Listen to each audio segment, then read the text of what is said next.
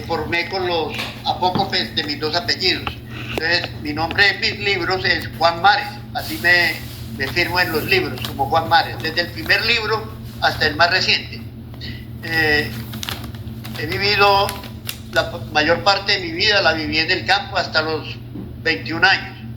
A los 21 años, mi papá nos trasladamos a Medellín y yo me vine para Urabá, aunque ya yo había estado en Urabá en otra ocasión, cuando nos veníamos por la trocha de Córdoba, pues, del Sinú, del Alto Sinú, a salir a Carepa. Bueno, esas son descripciones geográficas. En cuanto a mí, les digo que ya llegué a la universidad ya un poco tarde, digo yo, pero tuve muchas experiencias bonitas donde cuando fundamos el taller de escritores aquí en Apartadó, en una época de mucha violencia, porque queríamos abrir como unos caminos diferentes para que la gente empezara a manifestarse de una manera, digamos, pacífica, encontrarnos para dialogar. Entonces empezamos en un parque, después por los problemas también de desorden social, tuvimos de dedicarnos a ir casa por casa, nos encontrábamos en las casas del uno, en la casa del otro. Más tarde ya pudimos ubicarnos en otros lugares como colegios, instituciones como la Cruz Roja, hasta que llegamos a la Casa de la Cultura, donde nos posicionamos durante un tiempo largo. Estuvimos en Comeva, en varias instituciones que nos abrieron las puertas. Y ya el año entrante vamos a cumplir 40 años de servicio a la comunidad sin ningún interés económico. Lo hacemos como dicen los leones, no nos pagan para servir, pagamos para servir. No buscamos que nos paguen para servir, sino pagar para servir. Porque la mayoría de los libros que han salido del taller los hemos ido financiando nosotros mismos. Hacemos vaca y salen los libros. Esa ha sido pues como mi carrera académica y laboral. La he vivido la mayor parte del tiempo aquí en Urabá. Ya llevo casi 60 años de estar viviendo, 60 años, casi 60 años de vivir aquí. La edad de Apartadó son 57, 58 años. Sí. Que tiene Apartadó, porque yo llegué un año antes de Apartadó ser municipio. Incluso muy recordado el papá de Olga, nuestra directora en este momento, que fue el que trajo la primera escuela aquí a Apartadó en una camionetica. Bueno, Juan, gracias por recordar. Y hay que recordar cosas, hombre, ya tenemos un poco, incluso escribí un libro de historia sobre Apartadó, un pueblo de muchas procedencias, que se agotó prontico. Voy a tener que sacar una segunda edición, a ver si el municipio de pronto me apoya y sacamos esa segunda edición. Bien, Juan. Les quiero decir a los dos compañeros que no son colombianos que hacer una vaca quiere decir hacer una colecta de dinero entre varias personas y entre varias personas para un fin, o sea, para comprar algo. En este caso es para el apoyo literario. Entonces dentro del colectivo se hacía una vaca, o sea que cada uno aportaba lo que pudiera y así pues empezaron también a hacer sus publicaciones. Quiero saber, decir que en el Perú le dicen hacer chanchita. Bueno, chanchita. Más diferente. Sí. Y Elvis. Chanchita No, en República Dominicana como es, una colecta. Con una colecta, sí. Okay. Una colecta. Bueno, Juan, cuéntanos usted cómo se inicia en la literatura, cómo descubre que le gusta escribir. Hombre, cuando en una época en que mi papá nos dejó en un municipio del oriente antioqueño, San Carlos, quedamos por cuenta de mi abuelo. Entonces mi abuelo compraba la prensa diaria. Diaria compraba 2 periódicos de Antioquia, el Colombiano y el Correo, en esa época.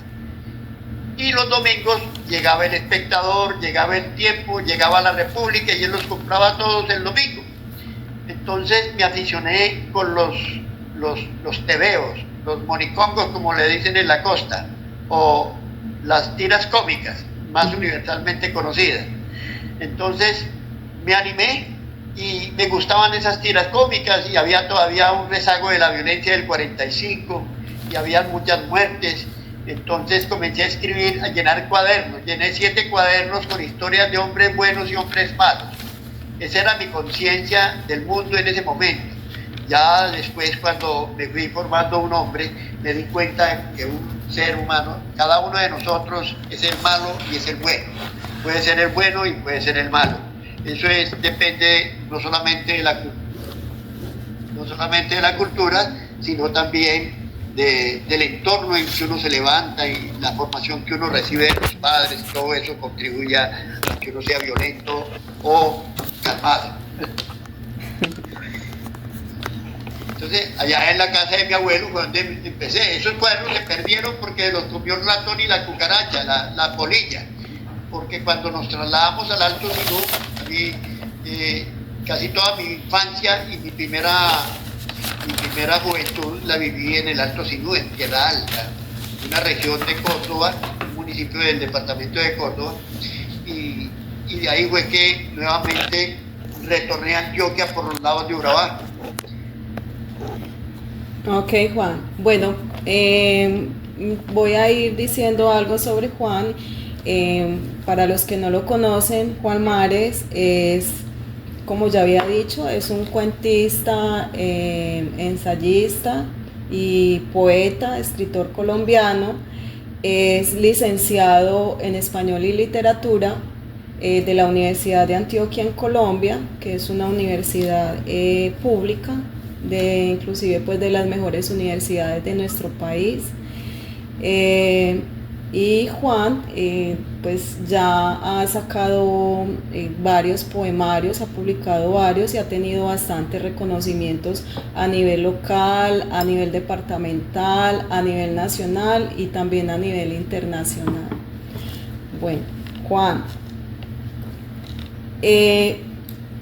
¿cómo fue esa experiencia suya cuando usted decidió publicar su primer poemario, cuando usted vio que ya tenía todo un trabajo ya como bastante material y decide, esta es y aquí voy a publicar? ¿O cuál fue su primera publicación? Esta fue mi primera publicación, Poteas y Pirontes, Sí. que traducido quiere decir poetas y pintores. Esta fue mi primera publicación y esta fue la contracarátula diseñada por un amigo que trabajó con nosotros aquí en la finca donde yo trabajaba. Por las noches, esa fue la segunda etapa mía en esa finca, porque la primera yo era un obrero raso común y corriente. Tuve un accidente, estuve incapacitado durante un año en Medellín, allá me llegaba mi sueldo. Entonces cuando regresé me cambiaron de oficio y me pusieron de pagador de la finca. Es decir, me dieron capacidad para ello y en esa época aún yo no había terminado mi primaria. Tanto que le dije al administrador, pero si es que yo no tengo ni la primaria, ¿cómo me vas a meter a una oficina? No, Juan, usted es inteligente, venga, que usted organizó este almacén de herramientas, usted es capaz de llevar a esta oficina. Y así fue, me encarreté ahí. Entonces por la noche me encontraba escribiendo en la máquina en la que elaboraba la nómina. Hasta que un día me dijo, mostrame a ver qué es lo que voy a escribir a Yole. Entonces le mostré y cuántos poemas tenés escritos. Entonces le mostré un mamotreto y me dijo, Juan, ¿y por qué no publicas un libro? Y dije, pues hermano, porque no sé cuánto costará la publicación de un libro. Hombre, averiguate a ver y yo te colaboro y te ayudo a financiar ese libro. Y verdad, así se dio y publiqué mi primer libro, sin tanto perendengue. Él me dio la plata para eso. En esa época eran como 700.000 pesitos y saqué 1000 ejemplares de este libro, Poteas y Pirontes. ¿En qué año Ese fue, fue mi Juan? primer experiencia. ¿En qué año? Uy, eso fue en el 87, si mal no recuerdo. Aquí debe estar la fecha, 87. Sí, eso fue en el 87, correcto, en 1987. Y la publicaron en Lealó, ya el que manejaba esa editorial murió. Una experiencia bonita, yo tengo muchas experiencias, anécdotas bonitas con mi primer libro, Poteas y Pirontes. porque uno de todas formas cuando se lanza al escrutinio público, uno tiene muchas dudas. Uno piensa, si será que esto vale la pena o no, si será que estoy encaminado, en fin.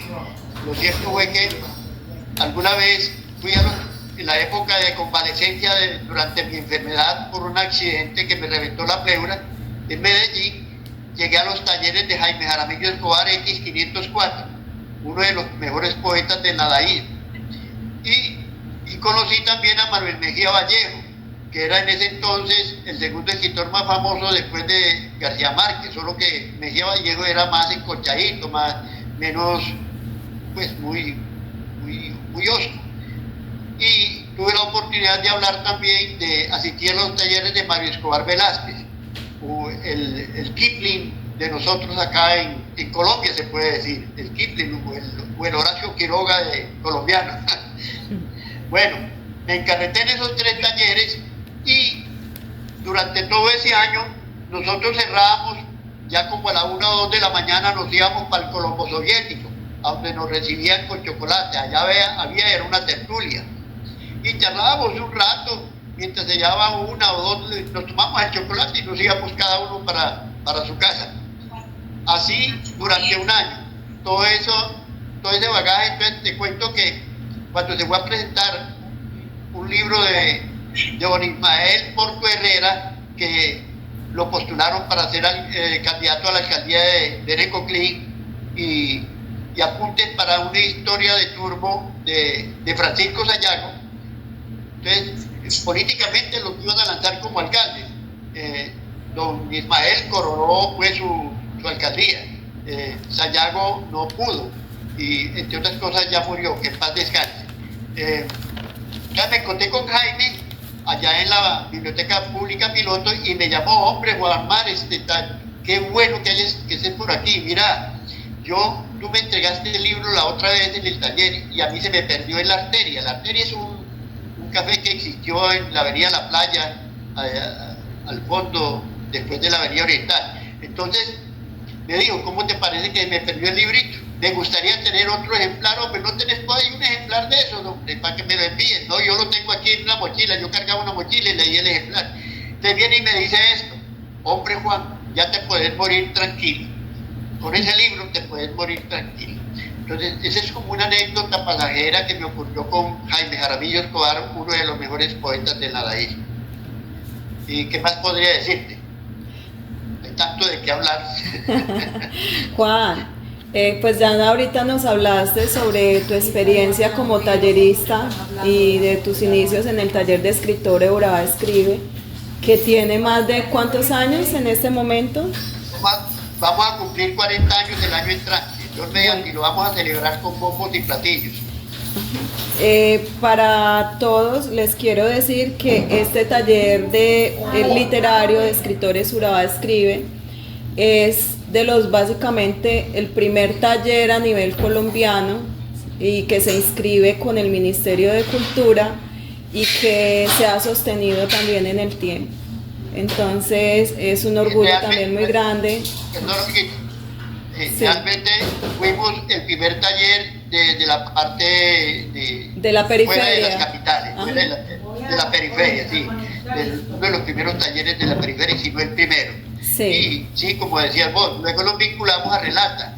Primero era Renata, pero los de cine nos quitaron el título porque nosotros no lo registramos. Entonces vino el ministerio y nos pidió que nombráramos otro nombre y tuvimos que ponerlo Relata, que tiene más relación que Renata con la escritura. Okay. Entonces fuimos también de los primeros en inaugurar esa alianza de talleres de escritores a nivel nacional.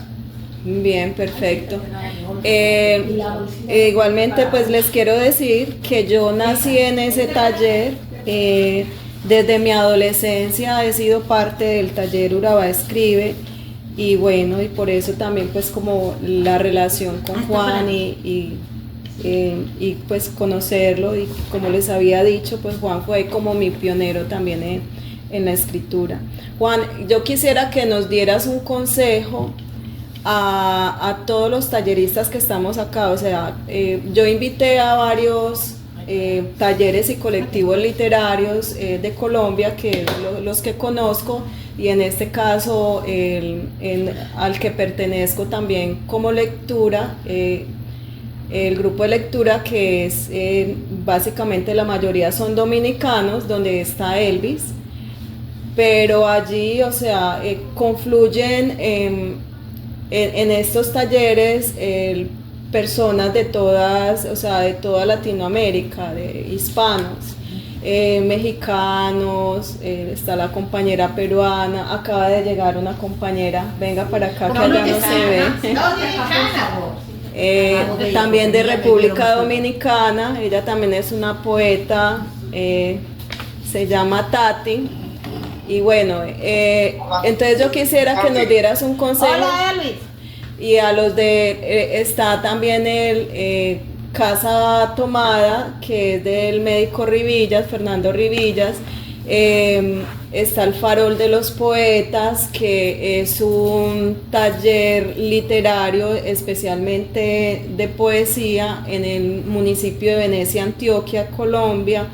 Entonces, y también está Magali en representación también de las musas, del colectivo que yo también hice parte por mucho tiempo y del cual también fui fundadora en apartado. Entonces, danos un consejo como talleristas y para poder permanecer en el tiempo. Eso es un asunto muy serio. La mayoría de los escritores siempre recomiendan disciplina. Por ahí había, no sé si fue Faulkner, yo lo pronuncio así, Faulkner, Sí. quien recomendaba que había un 99% de inspiración, un 99%, sacaba 99%, y sobre todo mucha disciplina. Pero yo digo lo que han dicho tantos escritores. Lo primero es tener mucha vivencia. Aparte de las vivencias propias, leer mucho, tener muchas lecturas en conciencia, haber leído y seguir leyendo mucho, porque uno en la medida en que lee mucho y de todas partes, no solamente las cartas de la abuelita o las cartas de la mamá cuando se escribían cartas, porque ahora es puro WhatsApp y puro,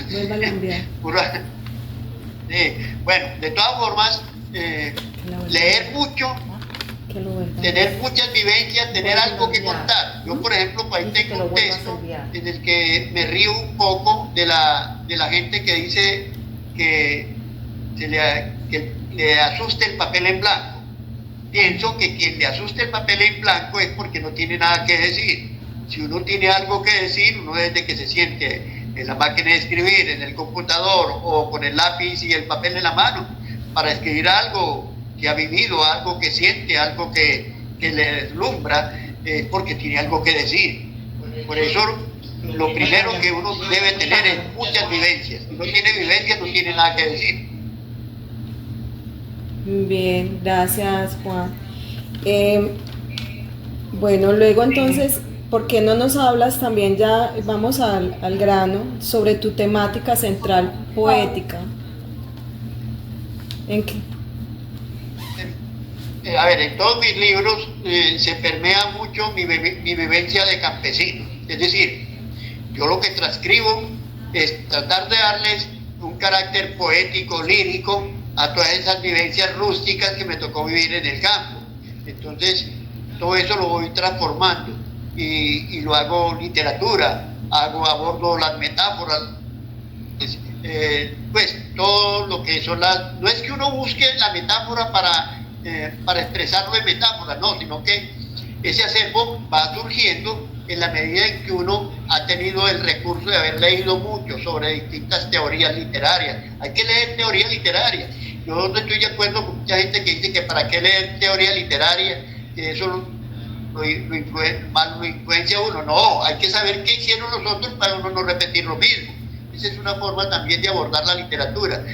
Pero básicamente, como ya lo dije antes, hay que haber vivido mucho o hablar sobre las vivencias propias. Un niño puede hablar de los castigos del padre, de los castigos de la madre, de las peleas con los hermanitos, si tiene hermanitos y si no tiene hermanitos, cómo lo trata la tía, cómo lo trata el tío. Es hablar de lo cotidiano, pero tratando, ya cuando uno es un poco más maduro, de hablar en literatura. Por ejemplo, sobre mis experiencias amorosas. Aquí tengo un poema en mi libro Ritmos del Equilibrista. Entonces, el Ritmos del Equilibrista, tengo este poema que dice balada evocativa. Un día te di unas palabras, casi nada, y te brindé en mi albedrío casi todo. Me pareciste silenciosa, alejada, casi muda. Yo, obnubilado, pretencioso, casi loco. Fue una experiencia casi triste. Te he sentido a medianoche cuando todos los silencios nos inundan, casi puros. Y son cosas amorosas, para no decir lo mismo que dijo Neruda. Y si me pongo a repetir el ritmo de Neruda, es otro cuento, ya estoy casi que plagiando. Entonces hay que volcarse sobre sí mismo y mirar la vida de otra forma. Incluso abordar los versos con otro ritmo. Bien, Juan. Bueno, Juan, háblanos entonces ahora de tu reciente publicación, que es el Árbol de la Centuria. Cuéntanos sobre esta Árbol publicación. de la Centuria. Sí. Memoria del tiempo. Resulta que este libro, cuando lo empecé a escribir la primera vez, fue un poemario donde incluía un poema dedicado al Árbol de la Centuria. Es decir, esas vivencias mías en las vertientes del Nudo del Paramello, tanto hacia Córdoba como hacia Antioquia. Entonces, evocando esos árboles, un día, en un colegio, en el Alto Sinú, como sabían que yo leía mucho y que era un poco poeta, entonces me invitaron a que escribiera algo para la Junta de Acción Comunal y escribí ese poema. Luego, más tarde, lo incluí en un poemario con varios poemas y ese poema le dio título al libro. Con el tiempo, participé cuando la pandemia, el Instituto Departamental de Cultura de Antioquia salió con un concurso para que enviáramos un video sobre un poema cualquiera que participáramos. Lo cierto fue que participé con el Árbol de la Centuria, pero ya le agregué estribillo o coro y alargué el poema un poquito más. Agregué y lo dividí, ya no era un solo poema, sino que lo dividí en estrofas. Al dividirlo en estrofas se me hizo un canto más ritual, porque entonces mandé el poema, mandé el poema y resultó premiado. Incluso circula en internet, en Google lo pueden localizar, Árbol de la Centuria. La portada es un pavo real, la portada aparece un pavo real ahí de portadita. Y por ese poema pues me dieron unos cuantos milloncitos de pesos que me sirvieron de mucho para publicar el libro.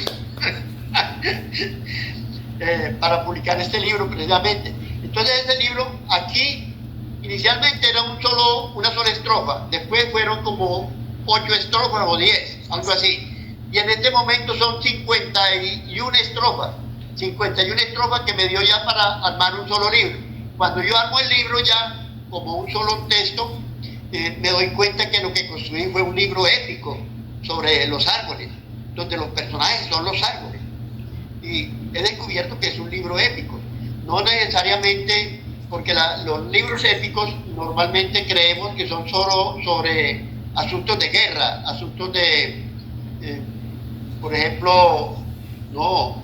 Tenemos el Tío Cid Campeador, que es un libro épico, el Tío Cid Campeador. Tenemos también Los Nibelungos en la Edad Media, que también es un libro épico de esa época, el Cantar de Rolando de los franceses, y etcétera. Hay una cantidad de libros épicos desde la Eneida, la Divina Comedia, las Luciadas, mejor dicho, hasta llegar al Paraíso Perdido de John Milton, que también es un libro épico, solo que tiene una cualidad distinta, es decir, es un poco más espiritual. Entonces, en nuestro medio, recordaba yo que hay un libro épico nuestro en Antioquia que es muy famoso, incluso, que se llama Canto sobre el cultivo del maíz, de Gregorio Gutiérrez González. Ese es un libro épico, donde el personaje es una gramínea, el maíz. El maíz es el personaje ahí. Entonces depende de cómo uno vea lo épico. Normalmente se cree, incluso en los griegos, dividían lo épico de la epopeya. La epopeya eran cantos de un pueblo, es decir, era el heroicismo de un pueblo donde hay varios líderes, varios chachos, como decían los amigos míos. Y el épico, por lo regular, es una sola persona la que destaca, un guerrero. Es el caso de Ulises, el caso del mío sin campeador, que es el que más conocemos nosotros en el habla hispanohablante. Y así está Alonso de Ercilla, que escribió también un libro épico, que es la Araucana. Pero también el canto de Martín Fierro es otro canto también, yo diría que épico, solo que tiene otra connotación, otra experiencia. Entonces se me dio por pensar que yo sin proponérmelo había construido un libro épico sobre los árboles. Entonces me gustaría voy a leerles un poemita de entrada, el cero, el número 0, porque lo tengo por numeraciones romanas y termina en el 51 estrofa, y empieza con este estribillo que dice: palabras fluyentes del libro de la tierra, árbol de la centuria, testimonio del bosque del más antiguo grito de la tierra. Este es el ritual de la savia y de la clorofila, el canto coral entre el follaje tejedor de sombras, del maravillamiento y de la queja, el canto ancestral y el adiós a la buena selva. Un solo árbol es el símbolo de todos. Aquí en la corteza el líquen cuando el verde y la humedad se conservan y se lloviznan. Aquí el olor a selva, el rumor del pájaro que cruza, el arroyo que salta, de la guabina rayada que retosa y nada donde se sumerge la nutria. Y el segundo estrofa dice, se repite el estribillo o coro, palabras fluyentes del libro de la tierra, árbol de la centuria, testimonio del bosque del más antiguo grito de la tierra. Entonces voy a leerles este nada más. El árbol de la centuria de los trópicos fluviales, árbol sonoro de historia de los vientos, habla de secoyas, de guahuetes, de cedros libaneses, de guabá, de bongas volanderas o macondos, de cativos, de choibaes, de canimes, de palmas sensuales cuelavientos, de cagüíes o genenes. Habla de castigo por Caragaví, por negar el agua, por negar el agua, por negar el agua. Sonoro el árbol cuenta las edades en los círculos del alma de los tules. Y así va, son 51 estrofas, donde, por ejemplo, hemos hecho aquí varios experimentos, no solamente cuando estuve dando clases en la universidad, lo hacía con que el árbol que en un cerquita de la universidad, y lo hacíamos alrededor de ese árbol. En coro leíamos el poema y enseguida todos el corito. Y lo hicimos también en la finca de Mauricio Escobar, sobrino de Mario Escobar Velázquez, que también tiene una pequeña finca muy ecológica, y hay un árbol gigante de una volandera. Una volandera es una ceiba, que era en la costa, por ejemplo, en Magdalena le dicen Macondo, que fue de donde García Márquez sacó el nombre para designar ese pueblo mítico que creó. Entonces, fíjate, ese es, digamos, un poco la historia de cómo se fue configurando el árbol de la centuria, para mi criterio, mi modesto criterio, en un libro épico, pero no dedicado a la guerra, dedicado a la vida. Es la angustia de los árboles, la angustia ecológica. Bien, hermoso eso que acabas de decir, Juan. Juan, cuéntanos, recuérdanos por favor todos los premios que has recibido, los reconocimientos, pero antes de eso les quiero contar que Juan en nuestro pueblo, en nuestra región, es considerado el hidalgo de Urabá. Entonces ese es nuestro hidalgo. Bueno, sí, he sido favorecido en 4 oportunidades con premios de literatura. El departamento ha sido muy benigno conmigo. Siempre he participado, claro, que con distintos jurados, y he tenido la suerte de ser elegido con varios trabajos. Por ejemplo, cuando saqué Memoria Lítica, Memoria Lítica. Esta fue la primera versión, Memoria Lítica. No sé si se ve bien allá o no. Sí, sí. Este libro fue premiado por el departamento, pero luego el libro rodó y llegó hasta España, y en España me lo volvieron a publicar. Me lo publicó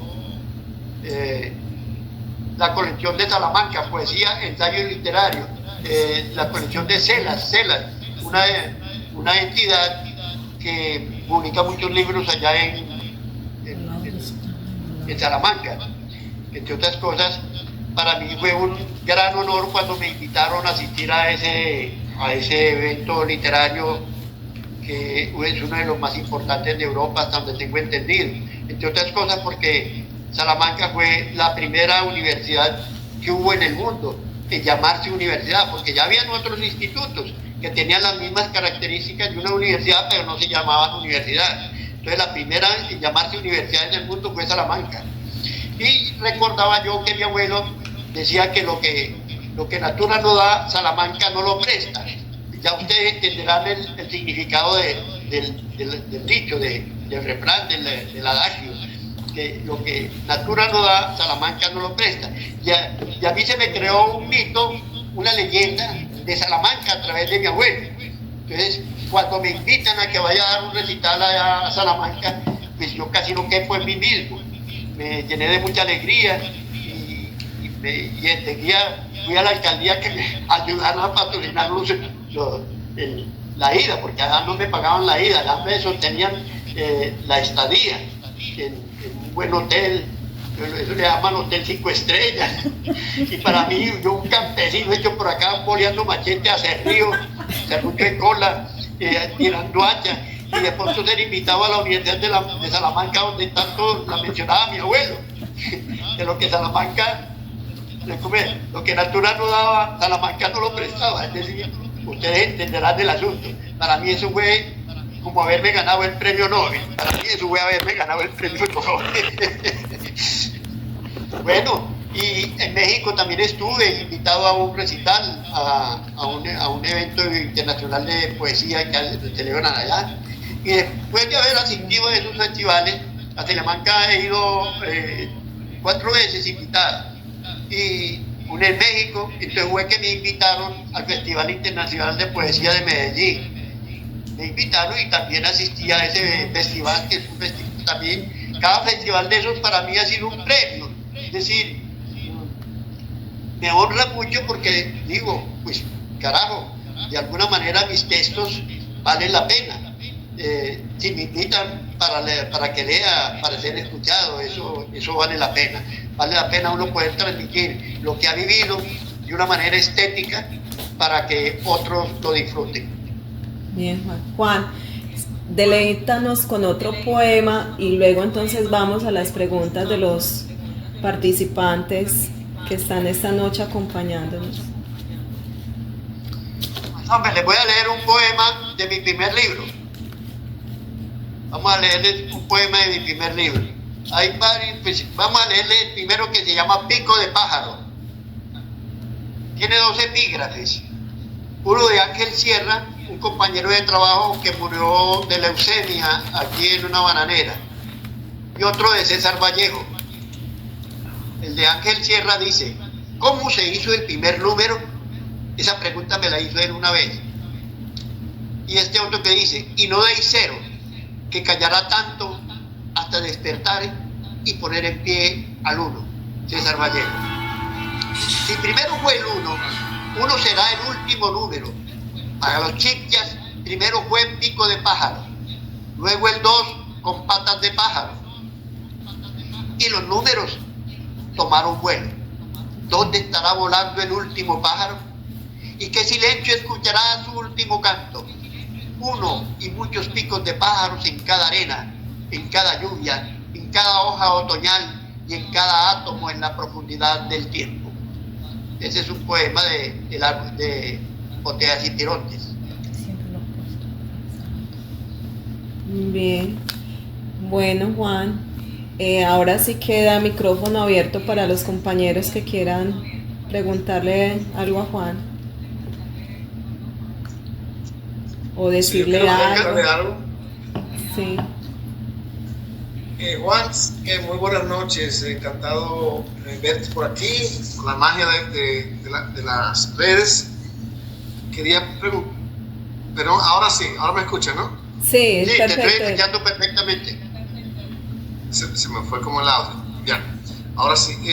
Mi pregunta, Juan, es, bueno, a mí, yo he leído mucho de el escritor mexicano Gregorio López Fuentes, que también era campesino, y sus poesías, sus cuentos, libros fueron muy influenciados por los indígenas mexicanos y la vida del campo. Entonces mi pregunta es, parece ser que ese es tu caso, porque obviamente tu poesía denota mucho la vida del campo, ¿no? Quizá lo bucólico también, del campo, la vida cotidiana de los campesinos, la inmensa llanuras de Colombia. ¿Esa sería la mayor influencia tuya, tu experiencia vivida hasta los 21 años? ¿O tú tienes otros escritores que han influido mucho en ti de una manera muy, diríamos, de una manera muy profunda? Sí, mira, yo en un comienzo me entusiasmé por leer los clásicos antioqueños, y que los clásicos antioqueños, la mayoría, estaban influenciados por el romanticismo, donde el gran protagonismo era la naturaleza. Luego me leí La vorágine de José Eustacio Rivera, que también habla de la selva, sobre todo de la selva. Yo creo que todavía no lo han encontrado, se perdió en la manigua. Bueno, y así sucesivamente. Leí también poetas rusos como Esenin, que era un poeta también un poco campesino, y también me gustó mucho. Por ahí hay otro poeta que también fue postulado a premio Nobel, no recuerdo ahora el nombre, se me escapa de la memoria, también ruso, que también hablaba mucho del campo. Era un poeta prácticamente campesino, pero tenía una forma estética de hablar de la naturaleza, que me contagió mucho. Sí, la vida no solamente la experiencia uno del campo, pero les decía yo ahora rato, la experiencia propia del campo, más lo que he leído, que es la experiencia de otros que han tenido otro tipo de vivencias, pero que uno las puede conjugar y puede mezclar todo eso opera en uno, de alguna manera lo permean a uno. Entonces uno, permeado por todas esas virtudes de esos otros escritores, pues uno termina por ir puliendo también su estilo, su forma. Nunca me he preocupado por tener un estilo, pero yo me doy cuenta que el estilo mío es hablar del campo, de la selva, de las experiencias campesinas, de alguna forma. Y me fui contagiando de asuntos un poco más universales. Pues yo de todas formas también leí a Juan Rulfo, aunque también se permea mucho con la vida, la experiencia citadina no tanto, la experiencia de la vida de los pueblos solitarios, de los pueblos llenos de resequedad, de veranos inmensos, en fin, todo eso. El mismo, este otro mexicano, hombre, Juan Tablada, que fue uno de los pioneros en la poesía, el haiku. Y entre otras cosas tengo 2 libros donde hablo de poemas breves, no me atrevo a llamarlos haiku, este es Caligrafías del Instante, este librito, y tengo también La Ortiga Lunar. La Ortiga Lunar es este otro librito que también habla del haiku, y es un poco ese tipo de experiencia. No, libros, autores que me han influenciado, muchos, el mismo Solzhenitsyn, me influenció mucho Solzhenitsyn, poeta ruso también. Otros poetas, aparte, Mayakovsky, pues yo leí mucho Mayakovsky, y pues hablando de poetas rusos, hablando de poetas acá, está también hay otro poeta mexicano muy importante, hombre, que también se hizo, casi que yo creo que era autodidacta. Octavio Paz, ¿no? Octavio Paz no.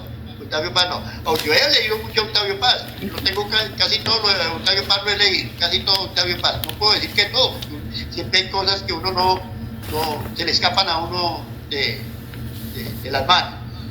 Pero este es que llama este poeta, hombre muy importante mexicano, que él no hizo universidad, él fue autodidacta. También me parece que llama Juan. Bueno, poetas que me han influenciado muchos, el mismo, pues, sobre todo poetas de tendencia que han sido premios Nobel, como se me escapa ahora, el autor de Siddhartha, hombre, me escapa el nombre, el autor de Siddhartha,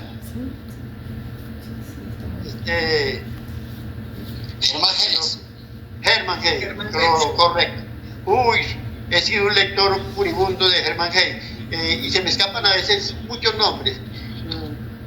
Otros poetas que he leído también que tienen que ver con la naturaleza, ya decíamos ahora rato de Kipling, que también fue premio Nobel. Está Horacio Quiroga también habla mucho de la selva. Y en nuestro medio, como les dije al comienzo, Mario Escobar Velázquez, que también habló mucho de los animales.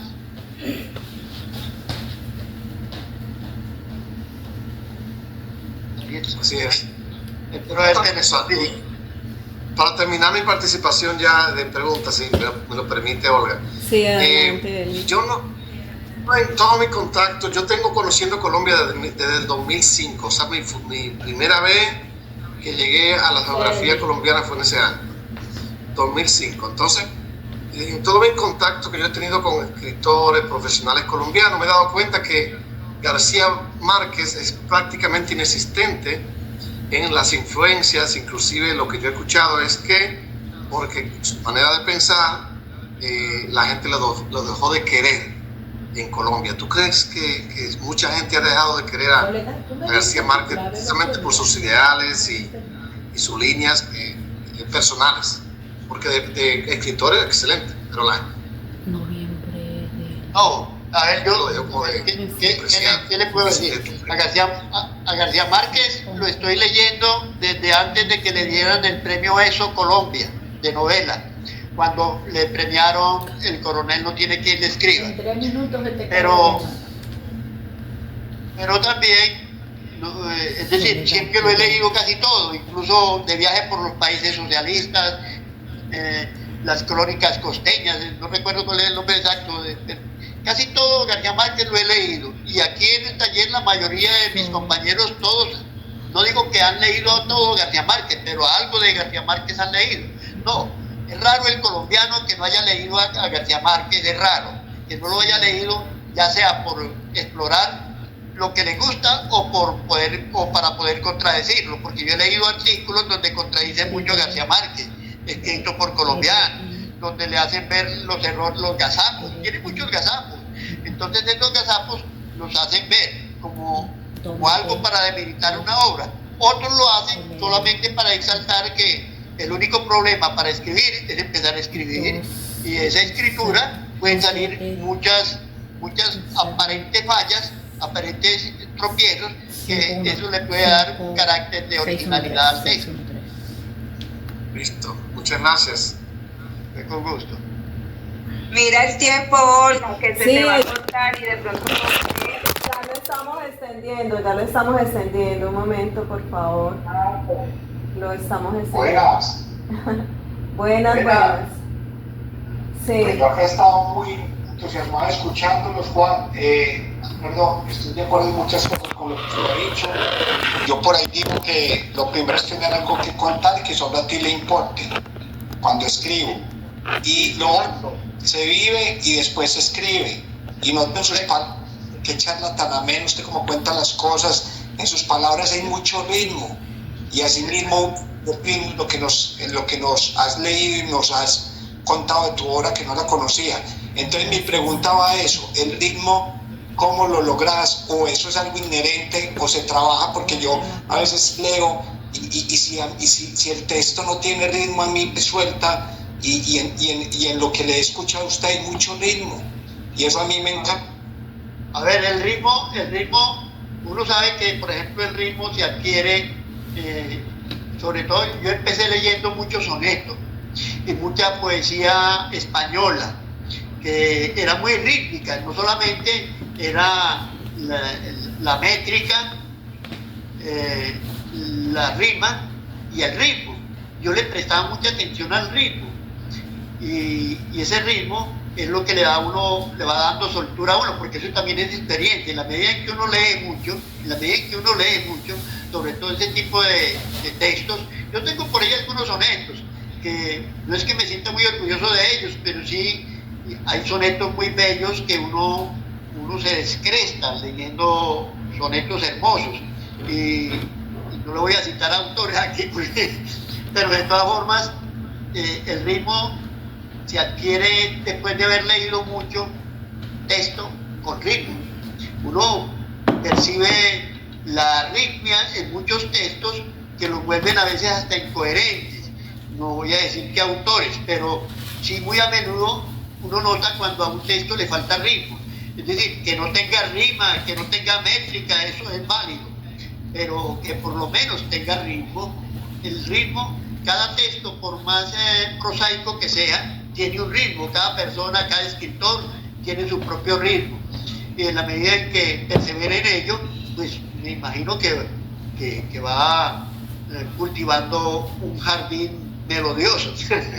Ya, por ejemplo, el poema que yo les decía ahora sobre la hoja en blanco, que se llama Pirontes, Poteas y Musirontes, relatos desde Urabá.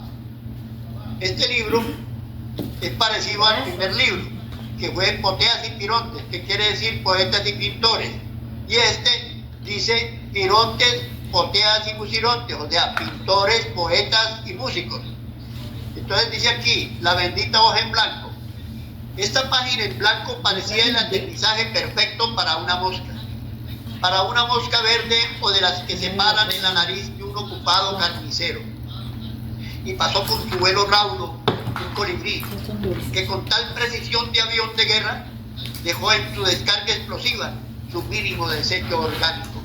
Ya la página tenía una historia, y así sucesivamente. No, excelente, me gusta mucho, porque ahí lo que decía ahora Elvis, hay textos muy bucólicos, pero también hay una carga anímica muy universal, y entonces no se queda solamente en algo así como muy pintoresco, sino que hay mucha profundidad. Me encantó lo que hasta ahora, yo mejor dicho, estoy acá extasiado, porque esto se encuentra mucho de cómo se escribe y métodos y modelos. No, eso para qué, hay que hablar de literatura, eso vinimos. Sí. Por ejemplo, hay mucha gente que me reclaman en distintos momentos poemas como este que dice Cuando las pestañas arden. No voy a explicar el poema, voy a leerlo. Señor ingeniero, señor doctor, señor académico, cuando increpas al hombre que ejecuta las labores más arduas, arguyendo con ello que para eso te quemaste las pestañas, por supuesto que es una metáfora, pues hoy nadie estudia bajo la luz de las velas. Te pregunto, cuando ardían tus pestañas, ¿sabes dónde estaba el hombre que listigas con ese argumento? ¿Y en dónde quemaba su piel y su cuerpo? ¿Y en dónde tu alma en tus ojos era un incendio? Tu cuerpo todo es una llama. Uy, hermoso, Juan. Qué cachetada los que quieren saberlas todos por la academia, muy bonita. Sí. Bueno, no sé si Carlos ya terminó la intervención, porque la compañera Magali está alzando la mano. Sí, qué pena, no, ya, muchas gracias. No, igual si quiere hablar más con Juan, y ya le damos la palabra a Magali.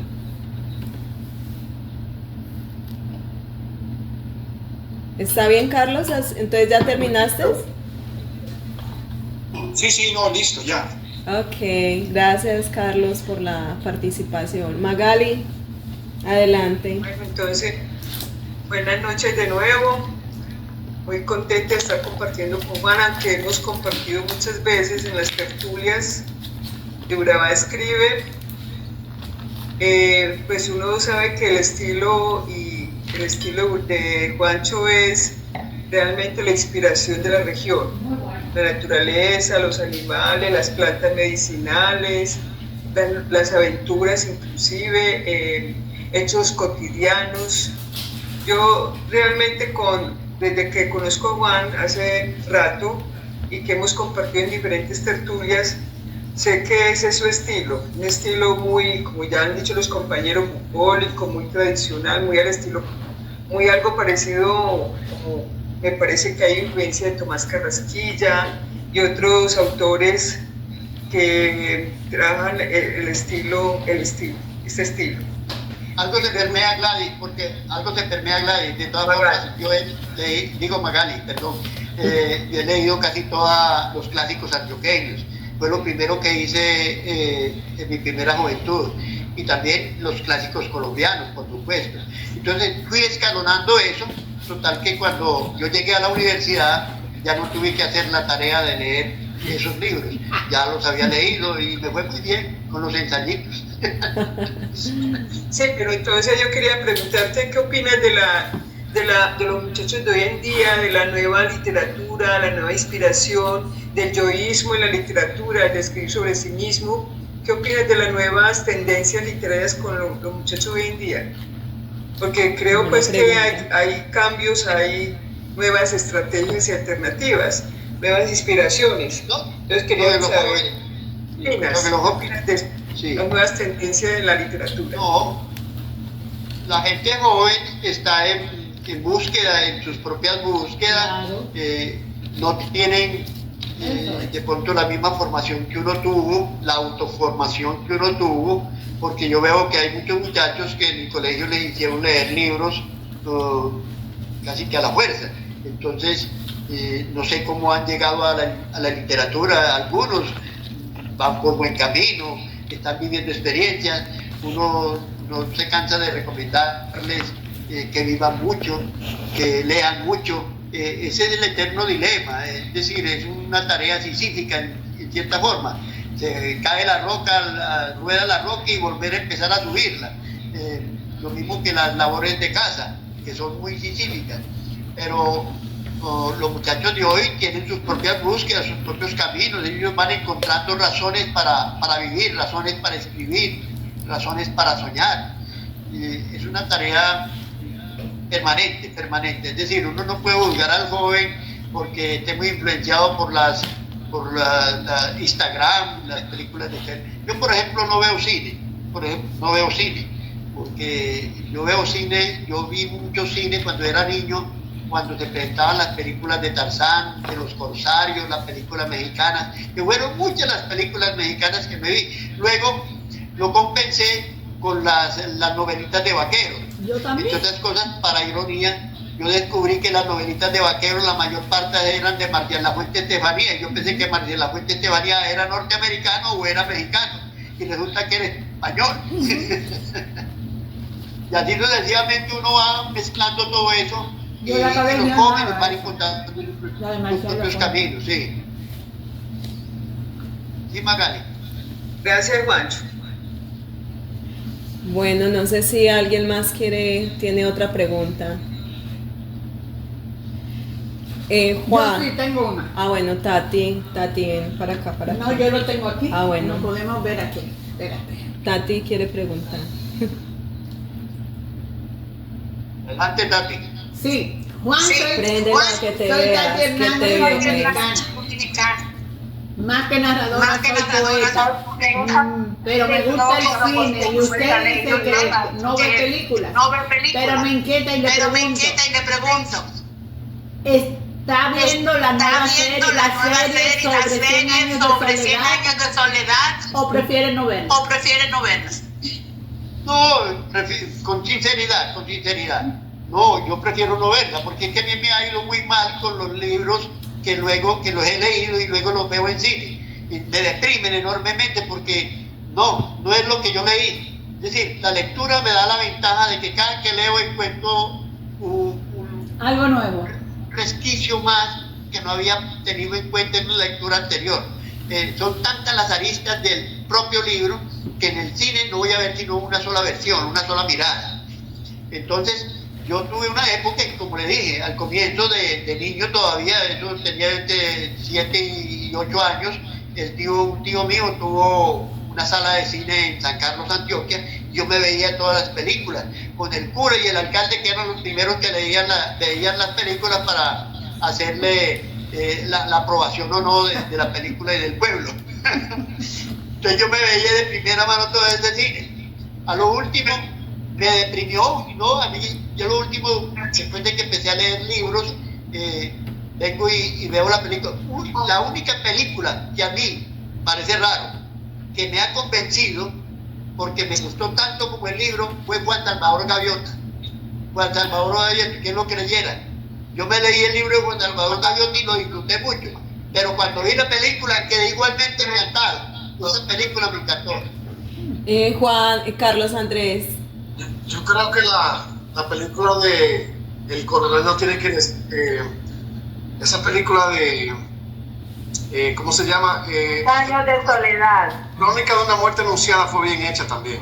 Crónica de una muerte anunciada. Como película. Sí, como sí. No, yo me leí el libro y para mí ya después de haber tenido otras experiencias fue suficiente. Bueno, la película... Yo no puedo volver a leer. No me inspira a ver las películas de libros, decir, inspiradas en libros. Le digo que fue ¿cómo te digo? Una casualidad que Juan Salvador Gaviota y me gustó también la película. No se puede leer la película. Leer la película y no leer el libro, eso no se puede. Yo quiero, espérate, Carlos Andrés tiene la palabra. Pero yo no había terminado. Ya, qué pena. Ya. Tati, ¿qué me quieres decir? Ok. Bien, alguna cosa más. Primero me han contado esta conversación con usted. Siento mucha empatía. De lo que usted. Ya no me leí varios poemas suyos en la red. En lo que estamos aquí he estado leyendo. Me encanta su poesía. Siento empatía con usted porque yo coleccionaba a Marcial Lafuente Estefanía. Siento esa empatía. Y finalizo diciéndole... No, una canción. Imagínate que sí. No, diga usted.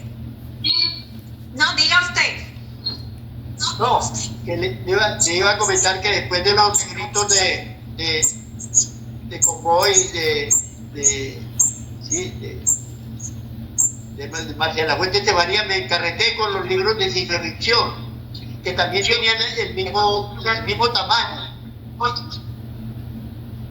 Y entre ellas me acuerdo de una novelita que pasaba: mi nombre es Tenet, vengo de las estrellas. Tenet es mi nombre. Vengo de la constelación Tenet, voy hacia un planeta que llaman Tierra, y allí hay una ave que se llama Tenet, pero le dicen cisne. Entonces, fíjate que me acuerdo de ese comienzo de esa novelita de ciencia ficción, que era estilo de novelitas del oeste. También leí muchas novelitas de ciencia ficción. Ave María. Yo leí de todo en mi adolescencia y mi adolescencia. Pero quiero compartirle para cerrar que yo estoy viendo la serie de 100 años de soledad. Y eso me motivó y ya estoy esperando que ordené la novela porque me la voy a leer de nuevo. Claro. Imagínate que yo una vez me leí a 100 años de soledad, nada más buscando los árboles y las plantas que mencionaba en 100 años de soledad. Y se lo puse de tarea una vez a mis estudiantes de la universidad. ¡Qué castigo tan horrible! Bueno, qué pena. Ahora sí tiene la palabra Carlos Andrés. Juan, qué buena pregunta. ¿Has pensado o has escrito para niños?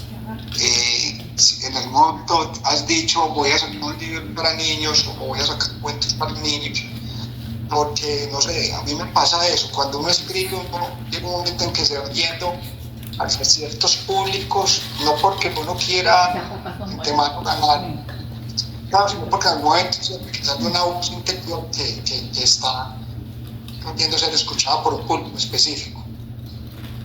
Hombre, yo tengo varios poetas infantiles, varios poemas infantiles. Incluso yo creo que aquí en Poté, pero como tal, tengo un poemario inédito donde he ido acumulando poemas que son de corte infantil. Son juegos literarios, son juguetes. Vamos a decir, cuento por aquí uno que escribí alguna vez. Por ejemplo, 5 sonidos para un adiós. Esto es un jueguito infantil. Dice, tren que pita repica el teléfono en la repisa, en el rincón de una casa, de un barrio periférico. Retintinea el despertador, es la hora de los sueños. Una legendaria campana da su talán, talán, talán, talán, talán. Bombea el corazón, tu, tu, tu, tu, tu, parte el tren. Chaquicha, chaquicha, chaquicha, chaquicha, chaquicha. Para mí es un pueblo infantil. Está muy lindo, Sí. está espectacular. Bueno, muchachos, Hoy tengo varios. di Juan, termina, tranquilo. No, que así tengo varios poemas que yo los catalogo como poemas infantiles. Incluso tengo por ahí una sarta de poemas inéditos que son de corte infantil. Y son juegos de lenguaje, como trabalenguas, son en forma de trabalenguas y ese tipo de cosas. Que les gusta mucho a los niños. Bien, perfecto. Compañeros, debemos de terminar ya porque Juan también tiene un compromiso ahorita a las 8:15, digamos más o menos, entonces tiene que salir para un café bar en un apartado porque también va a estar allá en una presentación. Juan, Un nuevo libro. danos un último poema para terminar contigo, para estar más felices. Vamos a ver si les leo aquí uno pequeño. Por ejemplo. Las palabras me decían las cosas. Cuando me engolosiné con las palabras, tantas veces como pronuncié tu nombre, también me encalló con su golpe de chichón la palabra piedra. Cuando me engolosiné con tu cuerpo, tantas veces te dije palabras fabulosas que me enseñaron la palabra entrega. Cuando me engolosiné con las palabras, con la palabra caminante, recorrí muchos caminos que sigo caminando desde siempre con la palabra sé. Cuando me engolosiné de soledades, bañé mi cuerpo y mi memoria en la cascada del viento con la palabra música. Cuando me engolosiné con la luz entre las sombras, fui codificando palabras que me enseñaron el secreto del poema con su diamante incrustado, la poesía. Bien, Juan, muchas gracias, Juan. Para terminar, varios compañeros escribieron en el chat y resulta que como estamos en un equipo aquí, entonces todo lo que ustedes escribieron, muchachos, está en inglés. Le voy a pedir el favor a la compañera que ella habla inglés, lee inglés, para que nos diga de pronto, nos lea lo que los compañeros escribieron en el chat, o sea, como si son cositas para Juan, para que Juan escuche. ¿Qué dice? Yo puedo leer Ah, también. bueno. Sí, a ¿Está ver. en español? Sí. Aquí no. Así sí. Bueno, entonces, A ver, bueno, esa, Tati lo va a leer. hágale pestati.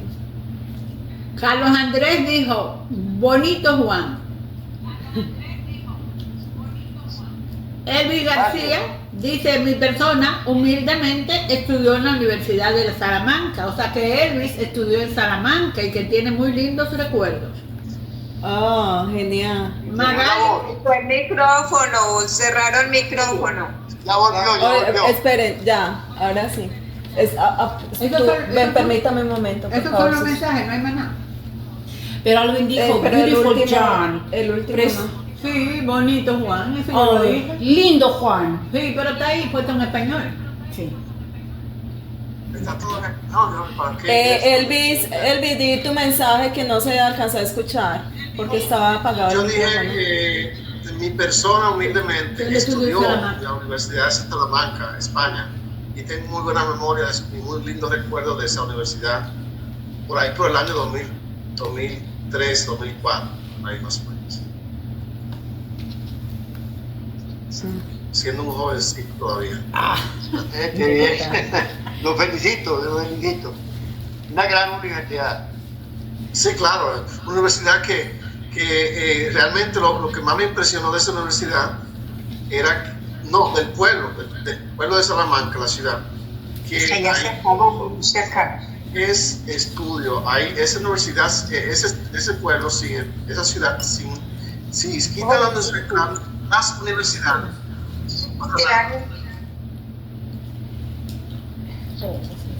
Pero ya, el micrófono abierto y Perdón. Feedback. Sí. ¿Ahora sí me escuchan bien? Sí, sí. Sí, yo no estoy escuchando bien. Ahora, yo le decía, Juan, que uno de los recuerdos más grandes que yo tengo cuando estaba viviendo en Salamanca era que es una ciudad completamente universitaria, que ahí sí se respira estudios y es extremadamente motivadora porque tú encuentras gente de toda parte casi del mundo estudiando. De todo el mundo, chinos, japoneses, hindúes, de todo, de todo. O sea que el que va ahí tiene buena inspiración para seguir los estudios, porque sin las universidades esa ciudad se muere de hambre, ¿verdad? Porque todo es estudio. Bueno, yo les doy, qué pena con todos ustedes. No, todos ya lo despedimos, Juan, tranquilo. Me están llamando y aquí estaremos en otra oportunidad. Si quieren leer mis textos con Olguita, a través de Olga, yo se los comparto. Sí. Correcto. Muchas gracias. Que pongan la cámara para tomar una foto, por favor. Claudia la toma. Pero por qué Prendan la cámara. Profe Olga. no me lo deja prender. No me deja prender la cámara. Ok. No me deja prender la cámara. Es que permiso denegado. Permiso denegado. No está listo. Bueno, ya Olga, la próxima. Sí. Bueno, Gracias. antes Juan se va, pero Felicitaciones. No me prendí la cámara. hágale pues Claudia la Yo foto. la hice. No, también. Que antes Ya Juan se va, pero ya la va. tomé a hacer. Ah, bueno. Ya la tomó. Tengo la cerecita del postre para terminar con Juan. Juan nos dejó un video grabado y ahorita les cuento sobre qué se trata y se los voy a compartir. Ya despidamos a Juan. Juan, gracias. Gracias. ¡Mua! Te amo. Sí. Muchas gracias. Lindo, Fantástico lindo todo. Juan, lindo Fue con Juan. gusto. Felicitaciones. Felicitaciones. Gracias. Bueno, nosotros, Olguita, señora, felicitaciones. No me deja poner la cámara a todos y cada uno. A Juan, qué recreo me dio por mi espíritu, por todo. Esa región de Urabá tiene que llegar a ser, es un departamento, es una Colombia chiquita. Tu amor por Urabá, el mío, tanto ir a enseñar allá, tantas vivencias. Así que a todos, gracias. Qué aportes tan deliciosos. Esto se recreó el espíritu en toda su intensidad. Y a Olguita, gracias por ser, yo digo que directora, monitora, Sí. una gran profesional y una gran poeta. Albricias, felicidad para todos. Saludos, feliz noche. Me debo despedir, ¿sí? Gracias, Porque tengo- gracias. No, chao, pues chao. Gracias, felices fiestas.